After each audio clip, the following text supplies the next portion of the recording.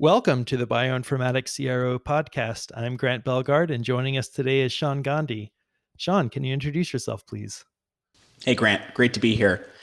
I have a long and varied background, even though I'm only 35 years old. So I'll start with the beginning. I grew up in Michigan, went to undergrad at Case Western Reserve University in Ohio, and then had the great fortune of going to Oxford on a Rhodes Scholarship to do my DPhil, as the Oxonians call PhDs, to do my DPhil in medical oncology. And specifically, my area of research was in cancer stem cell biology, understanding what roles do stem cells play in the pathogenesis and growth of and metastasis of cancer. I came back to the United States and went to medical school and business school at Harvard, and then trained as an internal medicine physician at Mass General Hospital here in Boston. I live in Boston. And since I graduated from residency, I've been a venture capitalist in the biotech ecosystem. First at a venture capital firm called the Longwood Fund, where I started a string of immuno-oncology companies, most prominently a tumor microenvironment company called Pyxis Oncology that I co-founded with Tom Gajewski of the University of Chicago. And then most recently, about a year ago, I joined another venture capital firm called Northpond Ventures, where I now work as a director. And at Northpond, I focus primarily on backing the best therapeutics companies in the United States and globally. Our mission at Northpond is to, frankly, make the world a better place, bring the promise of science to humanity. And we do that through a variety of ways in life sciences. I focus on therapeutics. My colleagues focus on other aspects within the life sciences ecosystem, such as research and development tools and diagnostics and life sciences software and analytics. But I focus primarily on therapeutics, and it's been an amazing experience being in biotech venture capital and in seeing all of the possibilities and innovations that are truly out there, and the people that are so skilled and so intelligent that are trying to harness their intelligence and their skill set and experiences to make the world a better place through science. Thanks for that, Shaan. So, I think there are a lot of interesting things we can discuss about your path.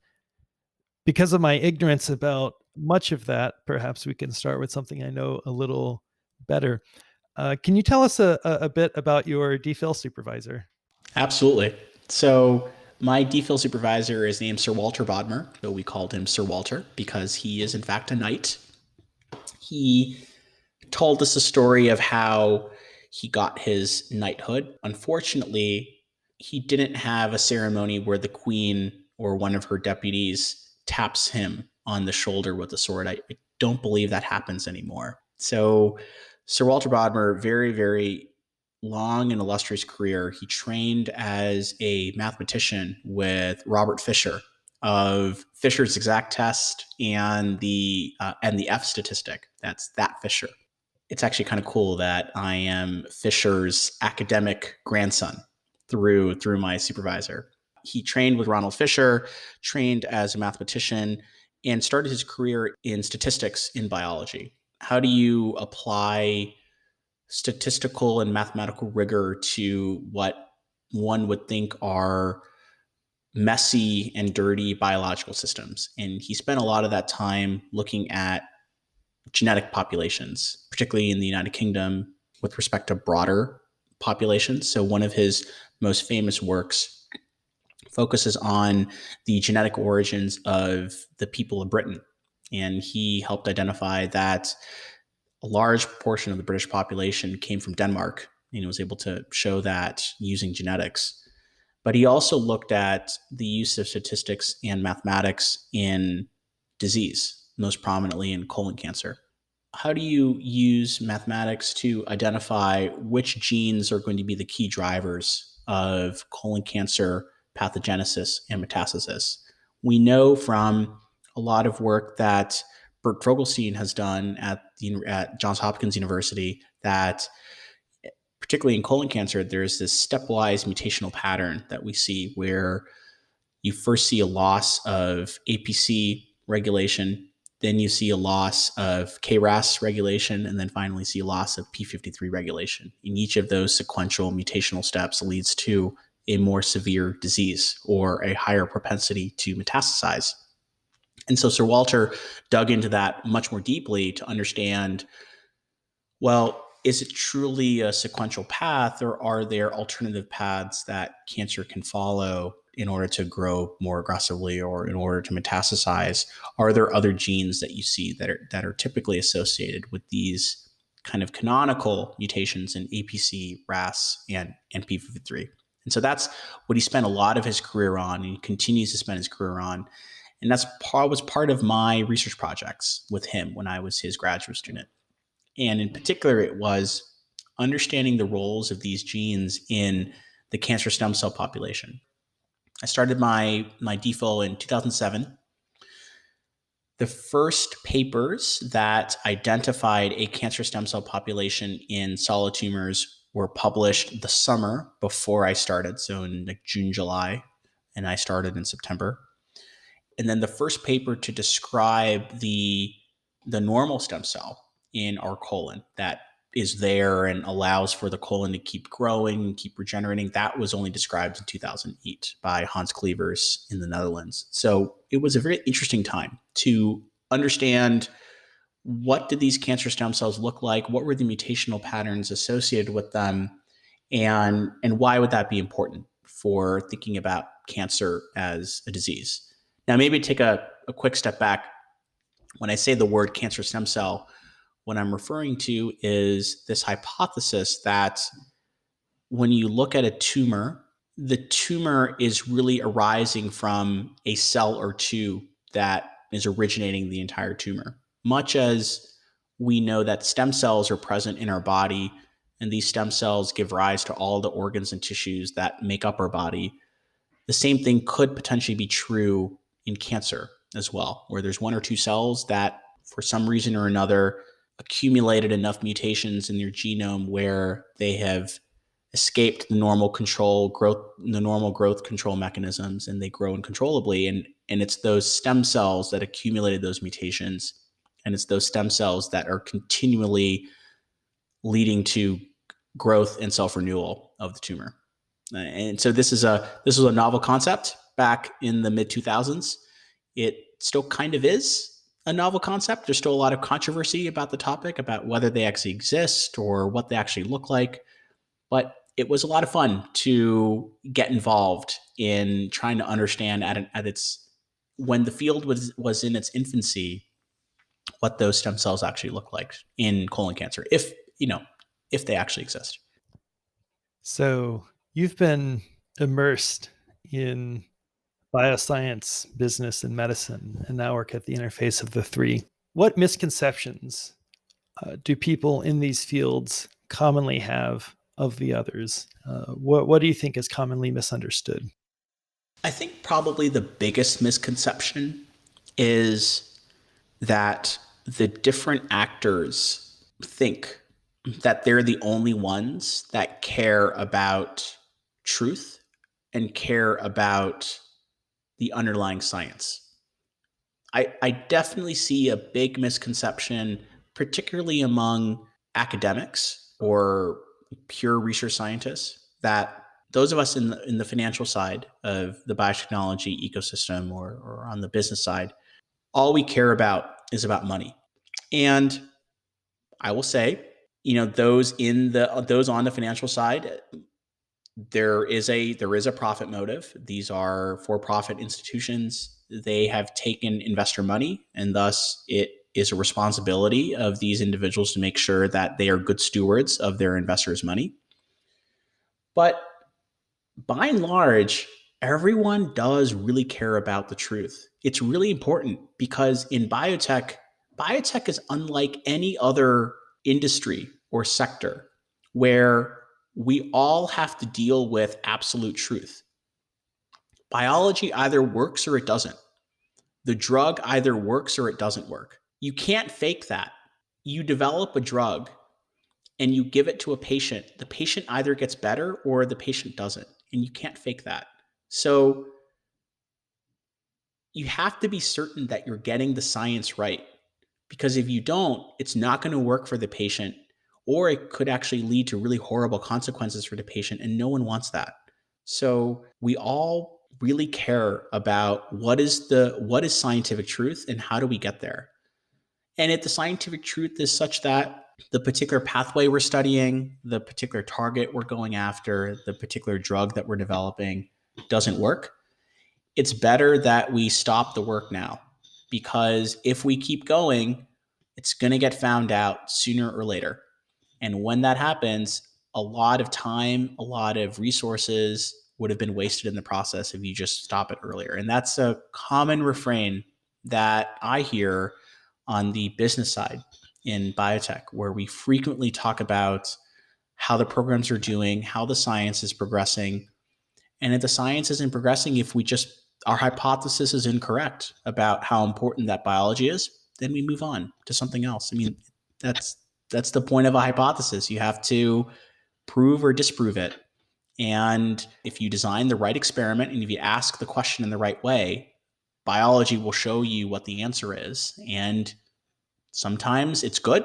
Sometimes it tells you that you're on the right track. A lot of times it tells you you're not, because biology is incredibly complicated. We still don't know why certain diseases happen, why certain diseases progress, and why certain others don't. And in particular, people, why certain diseases progress in certain people and why they don't in others. That, I think, is a big misconception.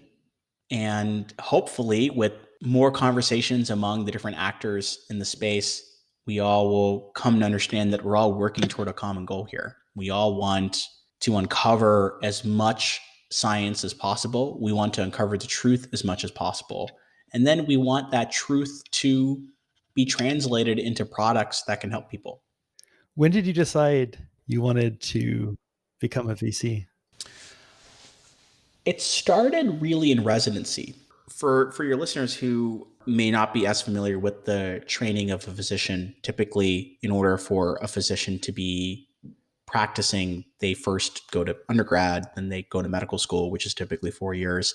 And then after medical school, they pick whatever specialty they want to practice in. So if someone wants to be a general surgeon, if someone wants to be an internist, if someone wants to be a pediatrician, they then do what's called residency, where they get specialized training in that particular area so that they learn what it means to be a doctor in that particular field. And in certain cases, they need to get additional training in order to become more specialized if the area is complicated. It's very, very complex and thus requires additional training. So for me, I trained as an internal medicine physician. So uh, the doctors you typically see in the hospital, they're taking care of you, or your primary care doctor, those are all individuals that were trained as internists. So that was that a little bit of background. So it was halfway through my residency where I started thinking about what I wanted to accomplish with my career. A lot of experiences I had in residencies. I was at Mass General Hospital, at a very renowned tertiary care facility in Boston. We saw patients from all over the world that had very complex disease, and they came to us because they wanted our help. And we have really, really smart subspecialists that are world experts in their particular area. And a patient coming to Mass General, they can benefit from their experiences in order to hopefully get help and get treatment for their particular ailment. At Mass General, I saw a lot of patients that had very severe disease. And by and large, because I'm an internist, I'm not a surgeon, so I typically don't do procedures. I prescribe drugs that hopefully modulate the biology of the disease so that the patient does better. I'm limited in what I can do by the drugs that I have at my disposal. If I'm taking care of a patient where there are no drugs available because we either don't understand the disease enough, or the drugs we've developed don't really modulate the disease very well, I really can't do much else for that patient. And it's unfortunate, but it's true in many cases. You just can't do anything. It's not like I can go in there and tell the cancer cells to go away, or like pluck them out one by one. I just can't do that. A surgeon can do that. An internist, we don't have that training. So there were many circumstances in residency where I felt limited by what tools we had at our disposal to treat disease. And I slowly realized that maybe this is what I wanted to do with my career. This is how I wanted to show impact. I wanted to help develop those next generation of drugs that can really help people. In particular, a couple of experiences really stuck in my head with respect to treating patients with cancer. In the mid 2010s, we had the first generation of immuno-oncology drugs that were approved by the FDA. So, again, just a brief background. Immuno-oncology drugs, these are drugs that tell your immune system to recognize the cancer as a foreign cell, as a not self cell, and to destroy it. And tumors have figured out ways in which to avoid the immune system. These immuno-oncology drugs basically tell your immune system to ignore what the cancer is telling them and to just go after them and destroy them.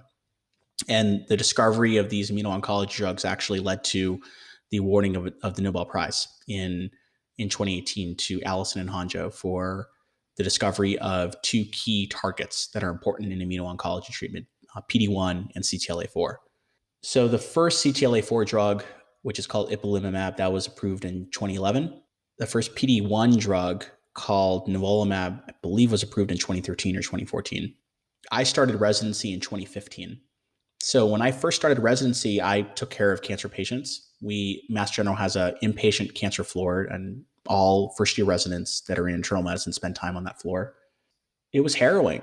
We took care of patients that had widely metastatic disease. They were in very advanced stages of their disease, and we were trying to manage the symptoms. We didn't have a lot of tools at our disposal, and we were just trying to manage their symptoms. They had tried multiple clinical trials.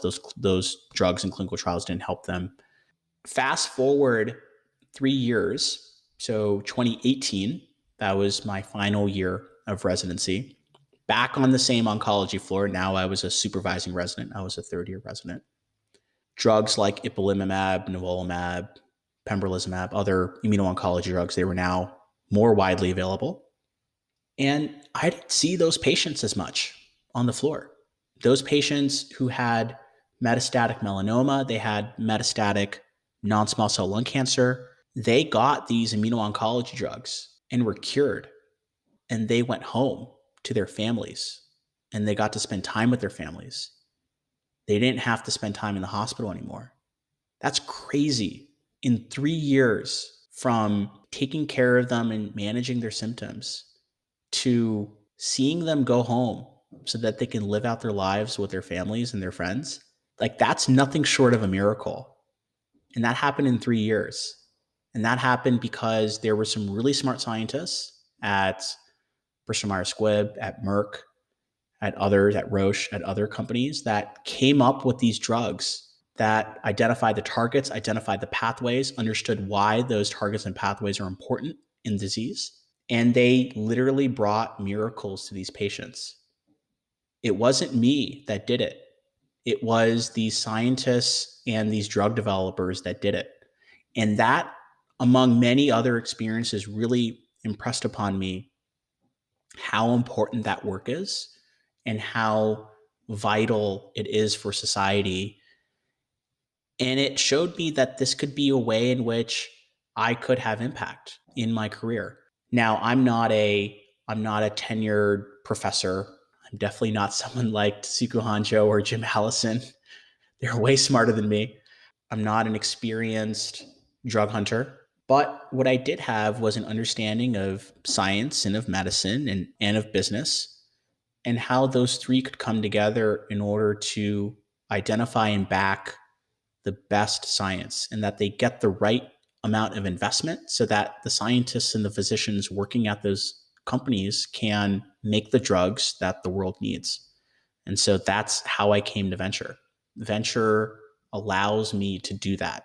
It allows me to take my background and amplify the intelligence and skills of really smart people in science to make drugs that the world needs.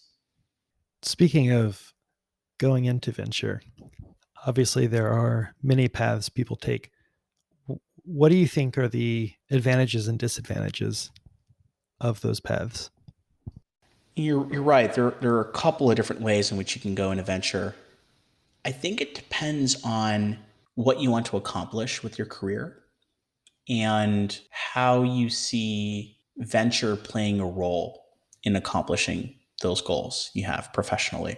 There are paths where you can go right into venture right after school.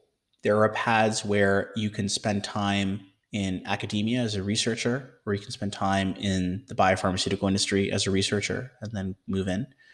There are paths where you go to another business, say a consulting firm or a financial institution, investment bank, and go into venture. Or you could become an operator at a biopharmaceutical company, not necessarily in the scientific realm, but in the operations or finance or business functions of it.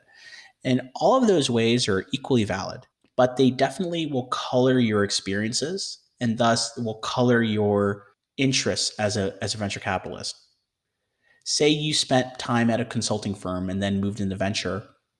The consulting firm, of course, teaches you a lot of business skills and how to analyze financial statements, how to analyze business strategies. And so when you go into venture, most likely that's a lot of what you're going to be doing because those are the experiences that you bring with you. If you spent time in academia or in an industrial research laboratory, you of course became incredibly well versed in a particular aspect of science, and probably that will color your experiences. And there are venture capitalists that are very science driven. There are venture capitalists that are very business strategy driven, and that's how they identify their insights. That's how they identify the best companies to back. And so I think that kind of lends itself to different firms, different philosophies, different ways of backing the best science in the world. So it's not that one way is better than another. It's just that your experience in venture is going to be different. The firm you're probably going to work for is going to be different. And so you just think about what kind of impact you want to have professionally and whether that impact would be more on the scientific side of identifying really promising science that needs some business help, or is it going to be more on the business side of identifying a really strong team with a really strong business strategy and need some help identifying which scientific avenues to pursue? What does a typical day look like for you? You knew that was coming. Of course I did. Mostly calls. I spend a lot of my time meeting with entrepreneurs and scientists, learn more about what they're doing, learn more about the company that they're building. I spend a reasonable amount of time with our portfolio companies where Northpond is already invested in. As part of my role as director, I sit on the boards of directors of these companies. And so the CEOs of our portfolio companies typically want my advice on certain matters. And I, of course, want to support them. So probably, probably about a third of my day is spent thinking about our portfolio companies, thinking about ways in which we could be helpful, about ways in which I could support their management teams. And then the other two thirds are thinking about other investable options and talking to entrepreneurs and learning about what they're doing. And if it's something that they're doing that's really compelling, then spending time understanding their science and understanding their business model. How can you help? As a venture capitalist, how can I help? I think I can help. You should ask my portfolio companies if I'm actually helpful. Hopefully, they would agree with me. I typically help when they have questions about how the company should interact with the broader world. When it comes time to making strategic decisions about when to raise an additional round of financing to support the company's continued growth, when it comes time to think about interacting with a potential strategic partner, be it in the pharma industry or in the tools or in the diagnostic sector, those are areas where I'd like to think I can be helpful and that venture capitalists can be helpful because those are areas where we spend a lot of time in and we see a lot of it. That then sometimes trickles down into other aspects of the strategy of the business. So, for example, if a portfolio company is thinking about interacting with a particular biopharma company, a large strategic company, part of understanding how that interaction should work what should be discussed is also thinking about what's the scientific strategy for the company, what targets are being prioritized, which ones are being deprioritized, how are you analyzing those decisions, and then how are you building your team to answer those questions and pursue those particular priorities. So it does kind of trickle down into other discussions around scientific strategy or around organizational strategy or talent retention and recruitment. But it all typically starts with us working with them on understanding how to interact with external actors. So a lot of tech investors are starting to move into biotech. What do you think are the biggest differences between biotech and tech VCs, and what kind of learning curves do tech VCs face in the life sciences?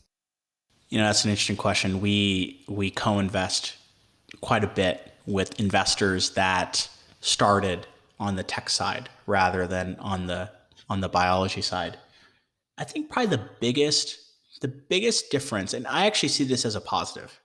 The biggest difference I see between tech investors and bio investors relates to how flexible and extensible the platform is. And I think that's a legacy of how technology companies are built. If you look at the most successful technology companies in the world that were venture backed, so Google, Amazon, Facebook, Microsoft, they were all founded on a very basic principle. And they've extended that principle to all sorts of business models. You think of Google, right? Their founding business principle was they want to organize the world's information. And you can take that in so many different ways.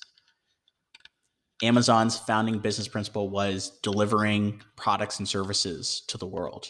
And you can take that in so many different ways. And so I actually like it. I actually like working with tech investors because they bring that same mentality to biology.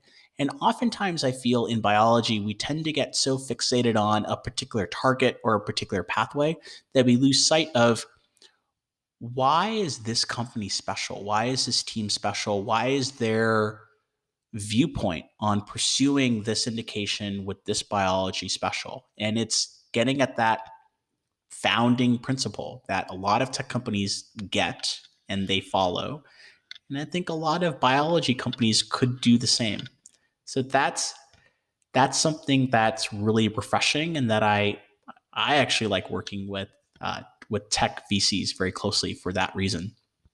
There definitely is differences. There definitely are differences in knowledgeability of the broader life sciences ecosystem, of getting very deep into the weeds of the science and understanding whether the experiments that the company has done actually prove or disprove the biology they're trying to pursue. I think that's where more collaborations between tech and bio investors would actually be a really good thing, because we have different skill sets and we have different experiences, and I think both of them can be very complementary. How has COVID affected biotech VC, and what do you think will and will not persist post COVID? So I'll set aside all of the market impacts of COVID. So as I'm sure a lot of your listeners will appreciate, the stock market has done incredibly well, inexplicably to many, but has done very well. And so that has affected how venture investors, who are fundamentally in finance, how venture investors think about investments, because the public markets often are a source of an exit, or a source of exit for these venture investors. When you think about the drug development enterprise, though, I think COVID has exposed a lot of the fragilities in how we make new drugs. A lot of drug development is reliant upon easy interfacing and flow among organizations that are worldwide. So, thinking about contract research organizations, right? A lot of them are not located in the United States. And so, in order for samples or data to be exchanged, that has to be done very easily. And in the era of COVID, where there are travel restrictions on the movement of people or on the movement of goods, that has exposed how fragile those supply chains really are. It's also exposed how fragile our clinical trial system is built, where even today in 2021, a lot of clinical trials are recruited using email. You store data using Excel spreadsheets. There's no real automation. A lot of things are still done on paper. They're sent via fax. And of course, in an area of COVID where I would say rightly in many cases, patients don't want to come into a hospital and potentially expose themselves to COVID-19. I get that. That's a rational fear. The study staff, they may be affected by COVID and thus they're not able to show up at the actual hospital or at the clinic site in order to do intake for patients, in order to collect information, in order to fill out forms. So it's exposed a lot of fragility in how we conduct clinical trials. And so I think going forward, it's really accelerated some trends in optimizing these processes, in exchanging data electronically, collecting and analyzing data electronically rather than using paper, rather than using spreadsheets, optimizing workflows so that there's less human interaction needed. So a sample can get sent from the United States to, say, Europe or Asia, and the sample can go to the right place in that destination country, in that destination organization, and then can get processed and handled quickly rather than having it exchange multiple hands in order to figure out where it needs to go. So I think there's a lot of opportunity for automation in these types of systems. And then on the clinical trial side, COVID definitely has slowed down a lot of clinical trial processes from a recruitment standpoint, and then from a recruitment standpoint, it slows down how quickly we get the data so that we can tell whether the drug is working or not.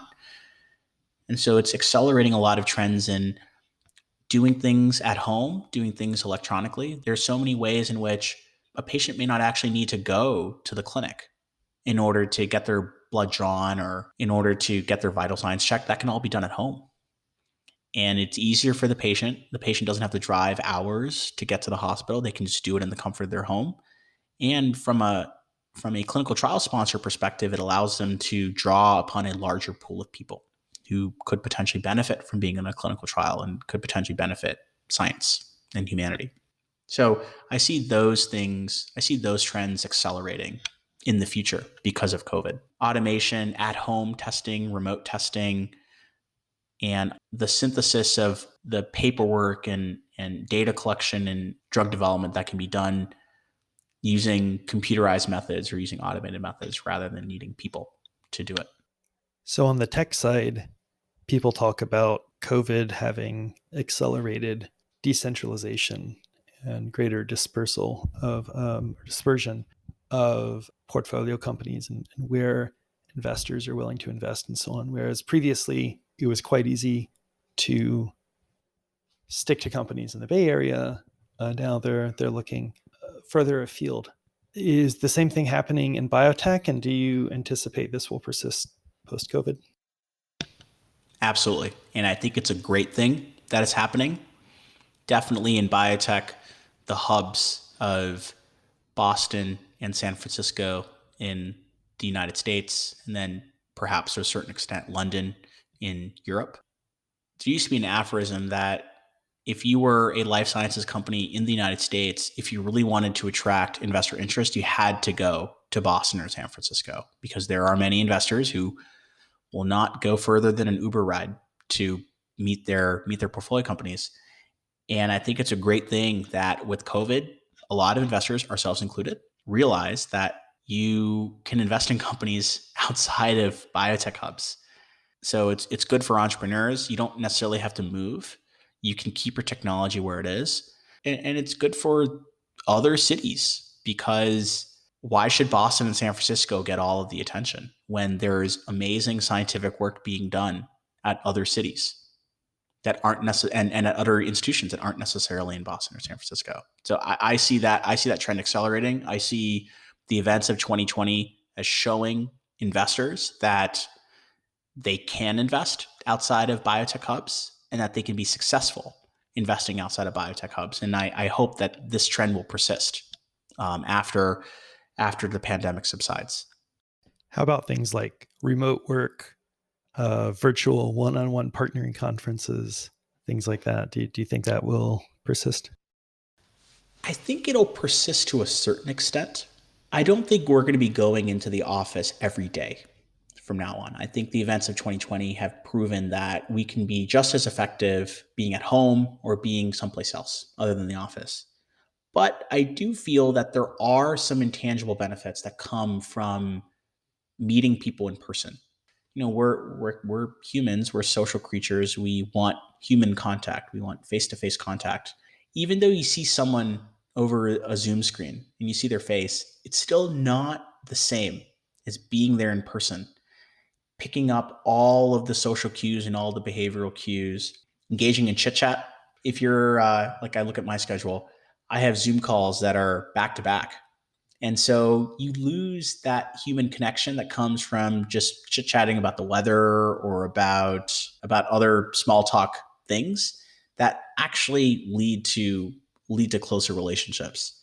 And same thing when it comes to partnering. A lot of these partnering conversations happen at conferences, and there are a lot of chance encounters that occur that you weren't planned because you happen to be in the same room and you happen to talk to someone when you're getting coffee and you randomly realize that you're in the same business and you care about the same things. So I do think that partnering will probably return to face to face. I think a lot of networking and company presentations will return to face, but it may not be to the same extent as it once was. Maybe it'll be like the first meeting will be in person, or maybe the last meeting will be in person, but then everything else will be over virtual conversations. And yeah, that's kind of what was going on before COVID. I think this kind of accelerated it. Are you willing to go out on a limb and guess at what the next several months might look like for us in the US? You know, I have a lot of high hopes that the vaccine will be distributed widely and that we can accelerate our distribution of the vaccine. I think that's really the key to us returning to normal. It's getting the vaccine into as many arms as possible. I'm hopeful that like I sometimes think of the year by academic conferences. So you have AECR in April, you have ASCO in June, you have SITC in November, you have ASH in December. I'm hopeful that SITC in November will be in person. I'm hopeful, but there's a strong likelihood that won't be the case. But I'm hopeful at the end of 2021 we'll be seeing each other in person again. But I think that's all predicated on how quickly we can distribute the vaccine. I think we're starting to get there, at least here in the United States. Obviously, there are other countries in the world that are doing an amazing job of vaccinating as many people as possible, particularly those at risk, at heightened risk. And so I'm hopeful that we can get there as well here in the States. So, zooming way, way out, over the next generation, what do you think are the greatest opportunities and the greatest risks for biotech in the next decade? I actually see them as two sides of the same coin. And it comes to we are quickly understanding how to treat a wide variety of diseases. We have gene therapies that are now approved for use. We have cell therapies that are approved for use. We have antisense oligonucleotides and short interfering RNAs that are approved for use. We, of course, have hundreds and hundreds of small molecules and antibodies. And so I think we're going to come to a point where, for a wide array of diseases, we actually will have the tools to cure, or at the very least, significantly alter in a good way the trajectory of the disease. And that will be amazing for humanity when we get there. And we're getting there. We then have to think about how do we make sure, because these therapies are expensive to make, they're expensive to discover, they're hard to distribute. We have to make sure that as we're discovering all of these cures, that all people can benefit from them, and that we don't turn into a society where only individuals with access or only individuals with wealth can actually have and be treated by these life-saving drugs. So I think it's an opportunity and a risk. It's an opportunity to fundamentally rid the world of disease, but it's also a risk of maybe ridding certain worlds of disease, but then leaving other worlds behind. And that, I think, is something that can't happen. We can't let that happen. Do you have any parting words for our listeners? Biotech is an amazing space. If anyone has interest in biology or chemistry and wants to make the world a better place, I can't think of a better sector than in a better space than biotech to make that happen. I'm eternally grateful that I get to be in the spot that I am to potentially help the world. So thanks for joining us today, Shaan. No, thanks so much. This is great.